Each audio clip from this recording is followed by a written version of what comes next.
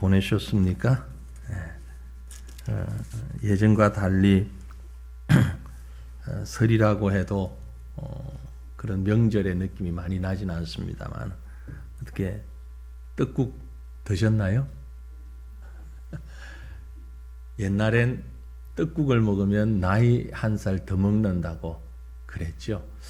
왜 그런 말을 했는지 모르겠는데 아마 애들이 잘 안 먹으니까 딱딱하고 그러니까 어린 애들은 또 나이 먹는 걸 좋아하잖아요. 그래서 한 말이 아닐까 싶기도 합니다. 아무튼 우리 모두 양력이라는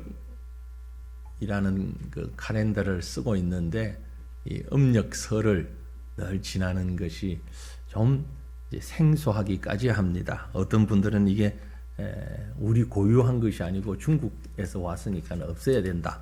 뭐 이런 주장을 하는 분도 계시고 한데 그건 이제 좀 더 그분들이 연구를 해야 될 테이고 아무튼 음력, 양력 다 합해서 우리 한 살 더 먹었습니다.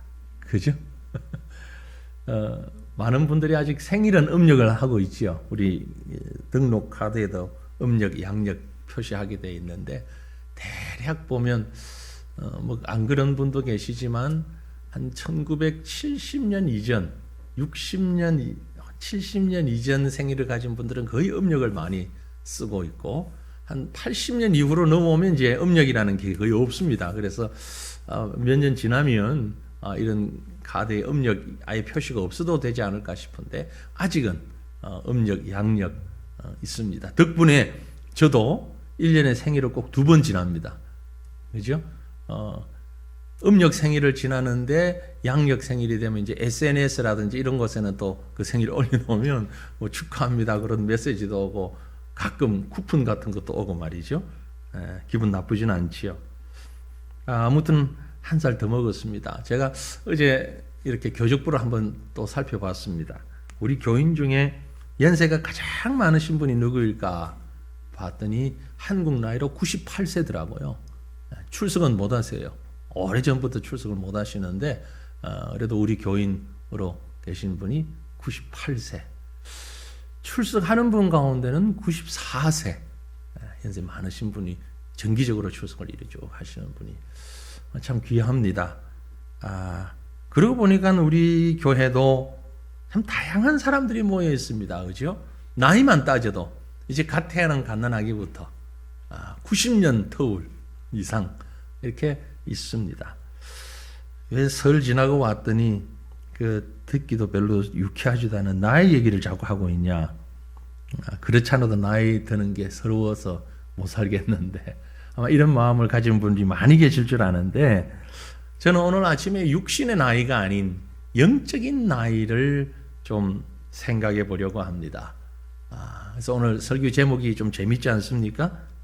네? 제목이 몇 살입니까?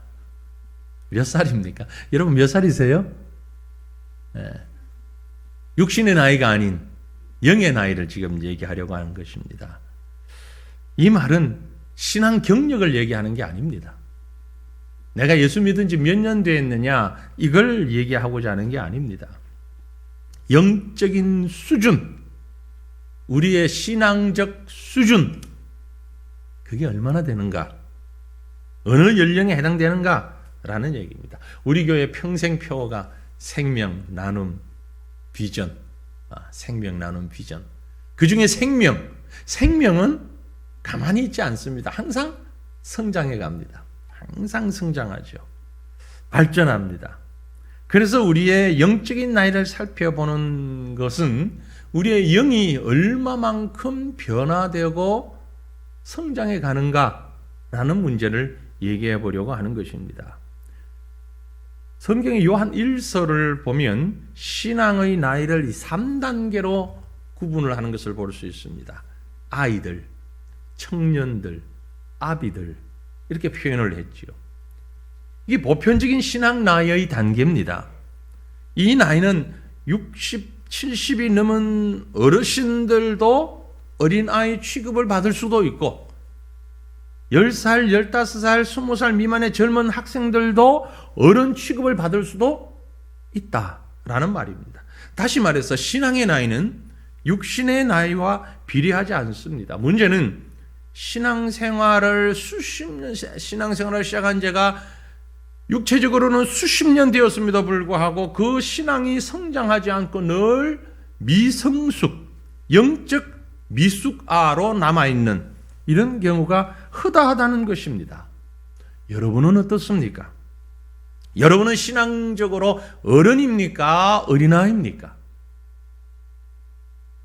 성경에서 신앙의 나이 3단계 확실하게 구별되는 사람이 있습니다. 바로 오늘 우리가 읽은 본문의 말씀의 주인공으로 등장하는 모세입니다. 오늘 말씀은 유명한 스데반 집사가 설교하는 가운데 있는 내용입니다. 많은 청중들 앞에 하나님의 구원을 설교하던 스데반이 모세를 인용해서 언급을 합니다. 그리고 그 모세에게 3번의 인생 전환점이 3번의 마디가 있었음을 얘기합니다. 우리가 잘 아는 것처럼 모세의 생애를 구분하면 40세까지 첫 번째 생애, 그리고 40세 이후부터 80세까지 두 번째 생애, 그리고 80세 이후에 세 번째 생애로 구분할 수 있는 것이죠. 요한 1세에서 언급한 것처럼 또 본문에서 모세의 인생을 구분한 것처럼 오늘 우리는 이 모세의 인생을 살펴보면서 지금 우리는 어떤 단계, 곧 몇 살에 와 있는가, 몇 살의 인생을 살고 있는가를 한번 생각해 보려고 합니다. 그리고 이 말씀을 통해서 우리는 내 신앙의 문제점은 무엇일까 살피며 하나님의 음성을 듣고 한 걸음 더 성숙해 나가기를 원합니다. 자, 먼저 첫 번째 나이가 있습니다. 영적 유학입니다. 어린아이와 같은 시기를 말하는 것이죠.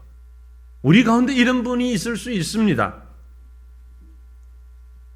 모세는 태어나자마자 죽을 수밖에 없는 환경에서 태어났어요. 그런데 우리가 믿는 하나님은 인생 최고의 드라마 작가인 것 같습니다.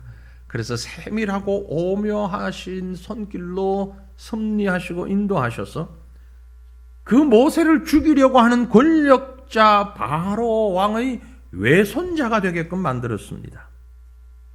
그래서 자기를 죽이려고 하는 자의 바로 궁궐 안에 들어가서 호의호식하며 지내게 했습니다. 참 신기하지요.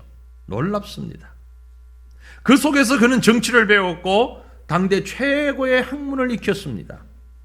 물론 그때는 자기가 누군지 몰랐습니다. 그 자신이 하나님의 백성의 아들인지도 모르고 살았습니다.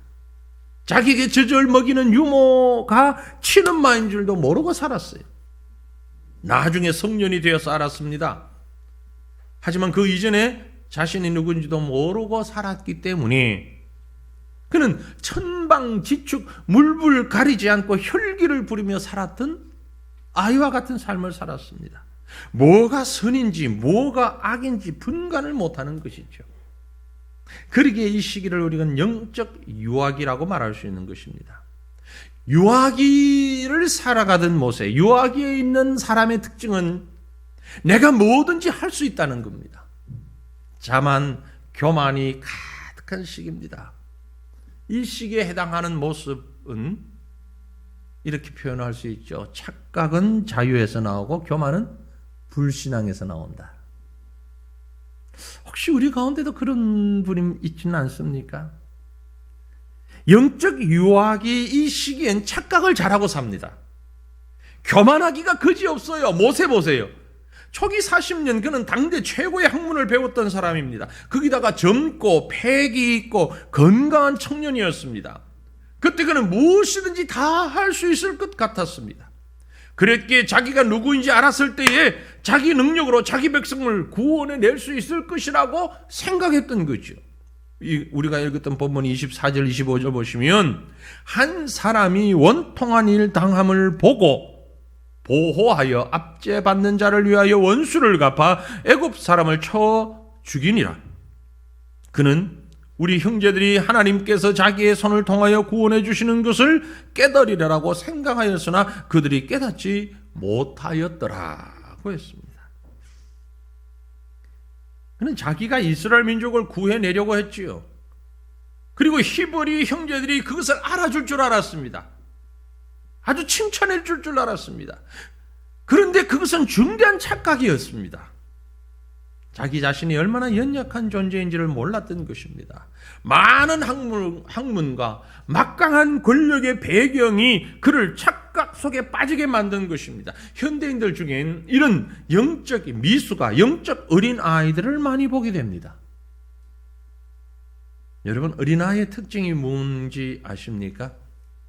애들은요, 자기를 드러내기를 좋아합니다. 자기를 드러내기를 좋아해요. 그래서 엄마 아빠가 손님이 오면 노래 한번 불러봐라 그러면 처음엔 조금 수줍어 빼다가도 칭찬 한두 번 하면 우리 애가 얼마나 노래를 잘하는데 이번에 유치원에서 상을 받았고 어쩌고 하면은 막 앞에 나와가지고 얌전하게 노래를 부르죠. 마이크 하나 집어주면 더 좋아하고 조그마한 단이라도 하나 올려주면 더 좋아합니다. 이런 미숙아들이 어른들 중에도 있다 그래요. 노래방 가면 꼭 자기가 마이크 붙잡고 안 놓으려고 하는 사람들도 있다 그래요. 신앙도 마찬가지입니다. 이 유아기 신앙을 가진 사람은 하나님이 없어도 내 힘으로, 내 지식으로, 내 능력으로 얼마든지 일할 수 있다고 생각하는 사람입니다. 그런 사람을 주님은 뭐라고 하십니까? 잠언 3장 5절로 6절에 보면 너는 마음을 다하여 여호와를 신뢰하고 내 명철을 의지하지 말라. 내 명철을 의지하지 말라. 너는 범사에 그를 인정하라. 하나님을 인정하라. 그리하면 내 길을 지도하시리라. 범사에 그를 인정하라. 그렇습니다. 자기를 의지하고 자기 중심으로만 살면 어린아이입니다. 하나님을 인정하는 사람이 성숙한 사람이에요. 자녀를 길러보시면 아실 거예요. 애들이 얼마나 이기적인지, 얼마나 자기중심적인지. 심지어 엄마가 사다 준 과자 하나 달라 해도 안 줍니다. 분명히 엄마가 사줬는데도 해도 안 줍니다. 그러다가 이 녀석 교육 좀 시켜야 되겠다 생각하고 하나 주워 먹으면 울고 불고 야단이. 그게 어린 아이입니다. 애들은 손에 잡히는 게 있으면 뭐든지 입으로 가지고 들어갑니다. 왜 그럴까요? 본능이라고 그러죠. 본능. 입으로 감각을 하고 촉감을 가지고 느끼는 겁니다. 본능에 충실한 거지요. 그러니 뭐든지 자기 중심입니다. 이런 영적 유아기 성도가 교회 안에도 있습니다. 자기를 알아줘야 돼요. 어떻게든 자기가 드러나야 돼요. 자기를 알아주지 않고 자기가 드러나지 않으면 재미없어 합니다. 일할 의욕도 없어요. 칭찬 조금 해주면 아주 물불가리지 않고 일합니다. 몰라주면, 칭찬 없으면 금방 시들어버립니다. 투정버립니다. 목회자로서 제가 제일 힘든 성도들이 바로 이런 성도들이에요. 어린아이와 같은 사람. 또 어린아이는요, 어떤 특징이 있는 거 아니? 분별력이 없어요. 뭐가 위험한지, 뭐가 안전한지, 뭐가 좋은지, 뭐가 나쁜지 분별이 안 되는 겁니다. 그래서 애들은 홀로 두면 위험한 겁니다. 자기에게 잘해주면 다 좋은 것이고 자기에게 해로우면 다 나쁜 거예요. 귀가 얇다 그러나요?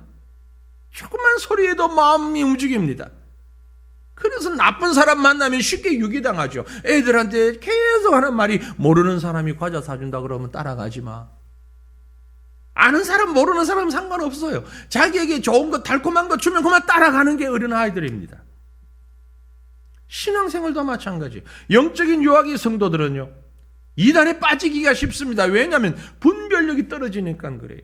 무엇이 하나님이 기뻐하시는 일인지 무엇이 사람이 기뻐하는 일인지를 분별을 잘 못합니다. 이게 영적인 일인지 이게 세상적인 일인지 구분을 못하는 거죠.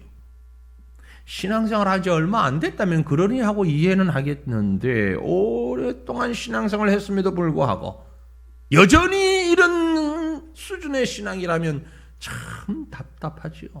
정말 위험합니다.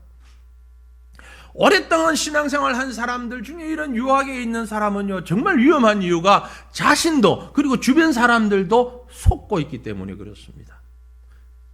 많은 사람들이 이 사람이 영적인 어린 아이인 줄 모르는 거예요. 심지어 자기 자신도 몰라요. 예수 믿은 지 한 4, 50년 됐고 집사 되고 권사 되고 장로 되고 심지어 목사가 되고 했으니까 자기가 대단한 신앙의 성숙도를 이룬 줄로 착각하고 계신데, 여러분 냉정하게 한번 보십시오.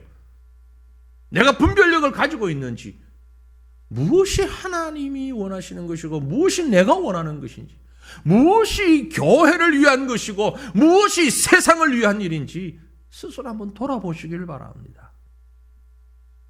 어린아이는 그걸 잘 몰라요. 모세를 보세요. 자기가 누군지 알았습니다. 자신이 히브리 민족이라는 걸 알았습니다. 그래서 택한 행동은 자기 힘으로, 자기 능력으로 자기 민족 구해보려고 했던 거지요. 결과는요, 살인범 되어버리고 말았습니다. 이스라엘 백성을 노예에서 해방시켜보려고 애썼는데 결과는 살인자예요. 다시 말씀드리면 내 힘으로 하나님의 일을 해보려고 했는데 결과는 사람 죽이는 꼴이 되어버리고 말았다는 얘기입니다. 하지만 이것도 알고 보면 하나님의 인도하심이 있었습니다. 하나님은 그가 영적인 어린아이로만 있기를 원치 않으셨습니다. 그래서 그에게 전환점, 인생의 전환점을 만들어 주신 거죠. 그래서 원치 아니하는 광야로 도망자가 되어버리고 만 것입니다. 모세에게 이 광야는 자기를 발견하는 기회가 되었고, 결국 이스라엘 백성을 이끌고 나중에 가나안 땅으로 갈 때를 대비해서 지리 공부를 하는 준비 기간이 되기도 했습니다. 하나님이 오묘한 솜씨지요. 사랑하는 성도들이여, 우리는 성숙해야 합니다. 그래서 우리 인생에도 획기적인 전환점이 필요한 것입니다. 하나님의 때가 되면 그 때를 우리에게 만들어 주실 것입니다. 유아기 신앙에서 벗어나서 살아계신 하나님을 의지하는 성숙한 성도들 되시기를 축원합니다. 그 다음 단계의 연령은 영적인 훈련기입니다. 영적 훈련기, 청년과 같은 시기죠. 모세의 일기 인생 40년 유아기는 나 뭐든지 할 수 있어, 내가 할 수 있어 라는 시간이었다면, 이 이기 인생 40년, 즉 영적 청년기는요, 난 아무것도 못해요 라는 시간이었습니다. 아무것도 할 수 없어요. 우연한 살인사건에 휘말렸고, 그래서 그가 광야로 도망치게 되었고, 그곳에서 인생 40년, 인생 2기를 다시 살게 됩니다.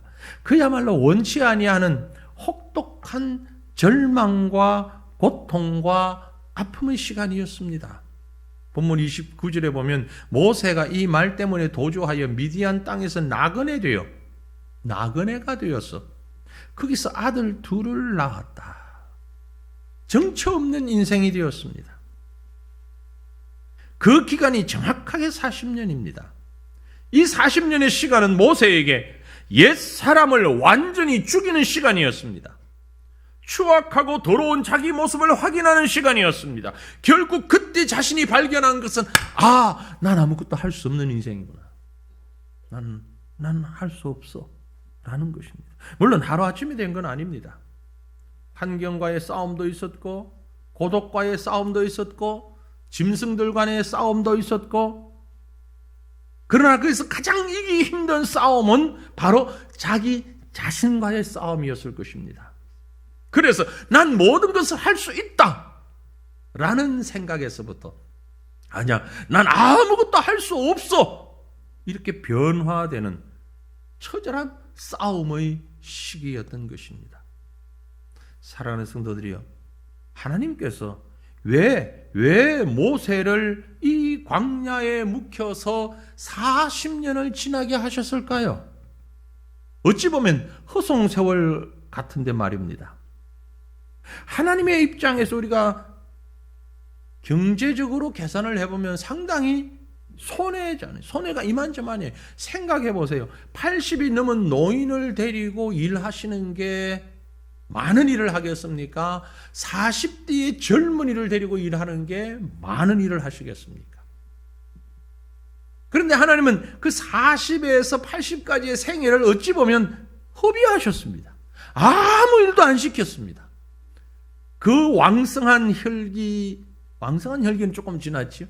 아무튼 경륜도 있고 실력도 있고 힘도 있고 패기도 남아있을 때 그때 일하지 않고 80이 넘어서 하나님이 일을 맡기십니다.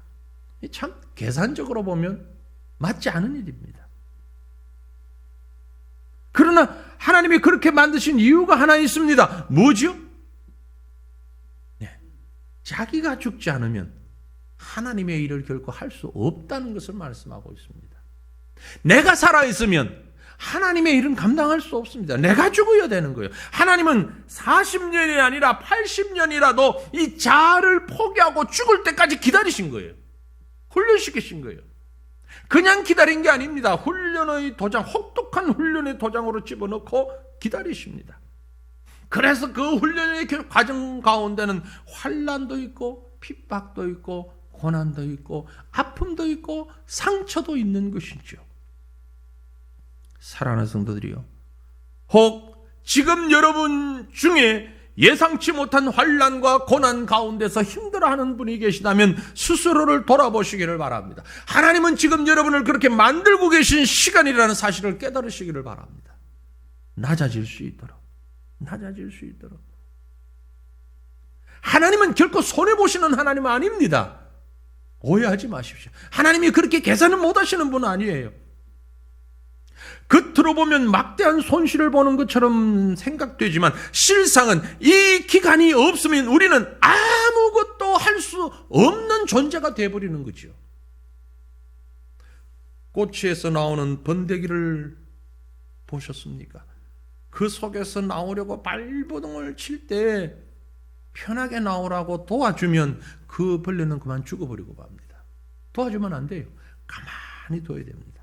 발버둥 치고 나오면서 그 고통의 몸부림이 있을 때에 건강한 나방이 되는 것입니다. 영적 훈련기는 바로 그런 시간입니다. 우리 신앙을 성숙시켜서 하나님의 일을 감당할 수 있도록 만드시는 시간들입니다. 그 시기를 간략하게 보면 자기 무능을 깨닫게 합니다. 자기의 무능을 알아야만 합니다. 내가 하나님 앞에서 죄인이라는 사실을 알아야 되는 거죠. 이걸 깨닫게 하고 가르쳐 주는 겁니다. 그냥 죄인이 아닙니다. 바울의 고백처럼 내가 죄인 중에 괴수라고 말했던 것처럼 의인은 없나니 하나도 없다라는 하나님의 말씀을 가슴으로 받아들이면서 나는 그 죄로 인하여 죽을 수밖에 없는 죄인이고 나는 하나님 앞에 결코 설 수 없는 존재라는 사실을 깨닫게 하는 시간을 주님은 보내고 계신 것입니다. 동시에 이 시기에 우리는 하나님이 누구이신지를 알아야 합니다. 내가 섬기는 하나님, 내가 믿는 하나님, 전지전능하신 하나님, 그 하나님을 알게 될 때에 교만에서부터 떠날 수 있습니다. 죄악에서부터 떠날 수 있습니다. 자기 중심에서부터 떠날 수 있는 거예요. 하나님은 우리와 다른 분입니다. 우리와 차원이 다릅니다. 사람은 속일 수 있을지언정 나 자신도 나에게 속을 수 있을지언정 하나님은 결코 속일 수 없는 분입니다. 그분은 전지전능하신 분입니다. 내가 누군 줄을 아시고 내가 무슨 생각하고 계시는지도 알고 내가 무엇을 할 수 있는지 무엇을 할 수 없는지도 다 알고 계시는 분, 그분이 하나님입니다. 그 하나님을 바르게 깨닫는 사람은 하나님 앞에 겸손해질 수밖에 없는 거죠. 왜 겸손하지 못하고 교만한가? 하나님을 깨닫지 못했기 때문에. 자기 자신을 모르고 하나님을 모르는 사람은 교만할 수밖에 없습니다. 결국 모세처럼 살인자가 되는 것밖에는 다른 길이 없는 겁니다. 일할 수 있겠다고 큰소리 뻥뻥 치지만 실패할 수밖에 없는 거예요. 우리 가운데 이 나이에 해당되는 분들이 참 많이 있습니다. 그래서 혹독한 시련기를 겪고 계십니다. 목회자의 눈으로 볼 때 이분이 지금 그 훈련 가운데 있구나, 그렇게 보이는 분들이 있습니다. 하지만 감당하셔야 됩니다. 지나가셔야 됩니다. 그리고 그 속에서 나를 발견하고 하나님을 발견해야만 합니다. 그것이 하나님의 은혜입니다. 모세가 그랬습니다. 광야 40년간 양치기를 하다 보니 난 아무것도 할 수 없는 존재라는 걸 알았습니다. 그래서 하나님이 찾아왔을 때도 뭐라고 합니까? 하나님 사람 잘못 보셨습니다. 제가 그 일을 못합니다. 나는 입술이 둔한 사람입니다. 나는 못합니다. 하나님이 기적을 보여주시는데도 불구하고 나는 못하는데 어떻게 자꾸 날 보고 하시라고 그러십니까? 하나님이 설득해서 마지못해서 순종하는 모세의 모습을 우리가 알지 않습니까? 나를 알고 하나님을 아는 자는 바로 하나님 앞에 스스로를 겸손히 낮추며 순종할 수 있는 것입니다. 사랑하는 성도들이요, 자신을 보고 하나님을 아는 참된 자각의 은혜가 저와 여러분에게 함께 하시기를 간절히 바랍니다. 영적인 유아기와 영적인 청년기, 훈련기를 지나고 난 다음에 마지막 맞이하는 인생은 영적 성숙기입니다. 성숙한 장년의 신앙을 가지는 나이입니다. 이 시기를 다른 말로 하면 자기 헌신의 단계, 그렇게 볼 수 있습니다. 난 아무것도 할 수 없어요. 못합니다. 그러나 하나님이 나와 함께 하신다면 난 모든 것을 할 수 있습니다. 바로 그 단계입니다. 나는 무익한 종입니다. 하지만 하나님이 나를 쓰시면 어디든 가겠습니다. 무엇이든 하겠습니다. 이게 바로 영적 성숙의 단계입니다. 본문 30절로 32절 보면 40년이 참에 천사가 시내산 광야 가시나무 뜰기 불꽃 가운데서 그에게 보이거늘 모세가 그 광경을 보고 놀랍게 여겨 알아보려고 가까이 가니 주의 소리가 있어 나는 내 조상의 하나님 즉 아브라함과 이삭과 야곱의 하나님이라 하신대 모세가 무서워 감히 바라보지 못하더라. 모세는 이 3단계에서 완전히 다른 사람이 되었습니다. 어떻게 변했습니까? 성숙한 자로 자기를 포기할 수 있었습니다. 성숙한 성도는요, 자신을 포기합니다. 자기를 포기하지 못하는 성도는 성숙하지 못한 자입니다. 왜냐하면 하나님의 능력의 손에 붙잡혀 있는 시기이기 때문에 그렇습니다. 모세가 자기를 포기하니까 하나님이 그를 붙잡아 마음껏 사용하시게 되는 것입니다. 본문 34절을 보세요. 내 백성이 애굽에서 괴로움을 받았음을 내가 확실히 보고 그 탄식하는 소리를 듣고 그들을 구원하려고 내려왔노니 이제 내가 너를 애굽으로 보내리라. 이제 내가 너를 애굽으로 보내리라. 이제라는 말을 한번 깊이 생각해 보십시오. 이제 훈련이 끝났다는 것입니다. 하나님이 언제 찾아오셨습니까? 40년이 참에 30절에 보면 40년이 참에 하나님의 훈련 기간이 끝났습니다. 그래서 이제 내가 너를 내보낸다. 그 이제라는 것은 자기를 포기할 수 있을 때에 우리도 역시 마찬가지입니다. 나를 포기해야 합니다. 성숙하기 위한다면 성숙한 자라면 나를 포기해야 합니다. 그리고 나를 그분의 손에 완전히 맡겨야 합니다. 주님께서 우리를 들어 쓰시게 되어 있습니다. 사랑하는 성도들이요, 못 배웠다고요? 가진 것이 없다고요? 능력이 없다고요? 있는 그대로를 주님께 드릴 수 있기를 바랍니다. 내 생각 버리고 주님 말씀에 순종하라는 말씀입니다. 그럴 때 하나님은 내게 능력 주십니다. 내게 능력 주시는 자 안에서 모든 것을 할 수 있을 것입니다. 두 번째, 영적 성숙에 이르는 사람은 겸손합니다. 성숙한 자는 겸손합니다. 하나님이 모세를 부르셨을 때 나는 못합니다. 하나님 보낼 만한 사람 보내시지요. 하나님 보낼 만한 사람 보내시죠. 내가 어떻게 합니까? 그러나 그때 하나님 말씀하십니다. 내가 너와 함께 할 것이다. 내가 너와 함께 할 것이다. 그때 비로소 모세는요, 세계 최대의 교회 목회자가 됩니다. 200만 명 성도가 있는 교회 목회자가 됩니다. 이 기록은 아마 앞으로도 안 깨질 겁니다.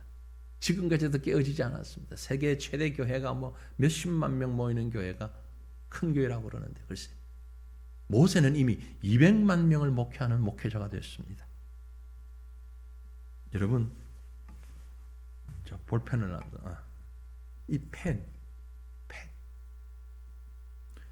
이 펜으로 뭘 할 수 있습니까? 펜으로 뭘 할 수 있습니까? 누구의 손에 붙잡혀 있느냐가 중요합니다. 2살배기 애기 손에 이 펜을 주면 아무것도 그릴 수 없어요. 아무것도 할 수 없어요. 하지만 인류 미술가에게 이 펜이 주어지면 대단한 작품을 그릴 수 있습니다. 여러분, 우린 누굽니까? 우린 보잘것없는 펜입니다. 누구 손에 붙잡혀 있느냐가 따라 달라지는 것입니다. 어떤 사람의 손에 붙잡히면 강도가 될 수도 있어요. 도둑이 될 수도 있어요. 낙사하고 말 수도 있습니다. 하지만 하나님의 손에 붙잡히게 되면 하나님의 위대한 작품을 만들어내는, 하나님의 놀라운 일을 감당해내는 일꾼 될 수 있다는 사실을 기억하시길 바랍니다. 무엇이 겸손입니까? 이것이 겸손입니다. 하나님의 손에 붙잡히는 것이 바로 겸손입니다. 안 해요, 나 안 해요, 못해요. 그게 겸손 아닙니다. 예, 주님 나를 붙잡아 주시옵소서. 모세가 그랬기에 80이 넘은 나이에 200만 명이 넘는 교회 목회자로 설 수 있었던 것입니다. 엄청난 지도자가 될 수 있었던 것입니다. 마지막 결론의 말씀을 드립니다. 그러므로 이렇게 영적 성숙기를 통해서 우리가 성숙하면 세상이 감당할 수 없는 하나님의 사람이 됩니다. 사랑하는 성도들이여, 저와 여러분이 세상이 감당하지 못하는 놀라운 하나님의 능력의 사람들이 될 수 있기를 주님 이름으로 축원합니다. 누구든지 이 3단계, 이 영적 성숙의 단계에 도달하게 되면 놀라운 변화가 생깁니다. 아무리 복잡하고 큰 문제도 간단히 해결할 수 있습니다. 세상이 감당할 수 없는 능력이 생기기 때문에 그렇습니다. 하나님의 손에 붙잡힌 바울을 보세요. 핍박자였던 그가 주님을 만나서 변화되니 생명 걸고 복음 전도하는 전도자가 되었을 때에 세상 누구도 바울을 감당할 수 없었습니다. 다니엘을 보세요. 하나님의 손에 붙잡히니까 사자굴 속에 던져져도 거침없이 뛰어들 수 있는, 감당할 수 없는 인물이 되어버리고 말았습니다. 하나님이 함께 하신다는 사실을 믿었기 때문에 그렇습니다. 종교개혁을 일으켰던 마르틴 루터라는 사람, 이름은 들어보셨잖아요. 타락한 교회, 천주교회를, 그 교회를 그대로 두고 볼 수가 없었습니다. 교황의 권세가 왕의 권세보다 더 강한 시대였습니다. 그럼에도 불구하고 그는 교황의 잘못을 지적하고 교회의 부패를 지적하고 개혁해야 한다고 부르짖었습니다. 얼마나 힘들었을까요? 얼마나 많은 핍박이 있었을까요? 상상을 초월하는 핍박과 고통이 그에게 불어 닥쳤습니다. 너무 힘들어서 낙심해서 내가 이제 이 일을 못하겠다. 이제 내가 이 일을 못하겠다.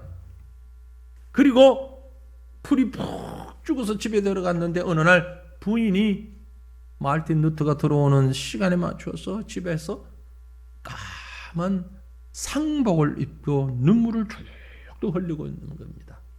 마르틴 루터가 여보 누가 죽었어?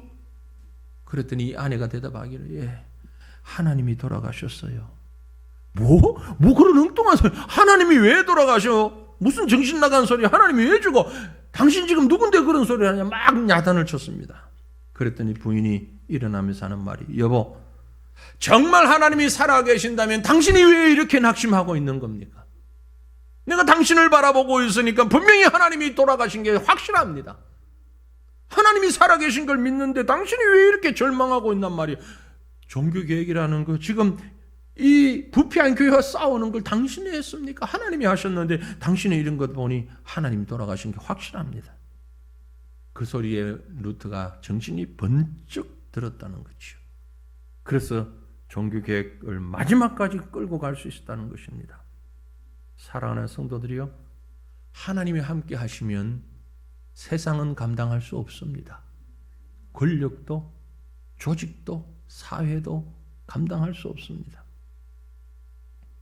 그러므로 이제 저와 여러분이 모세와 같은 단계를 거친다면 유아기를 벗어나고 혹독한 40년 처절한 훈련기를 벗어나 이제 성숙한 장년기에 이를 수 있기를 간절히 소망합니다.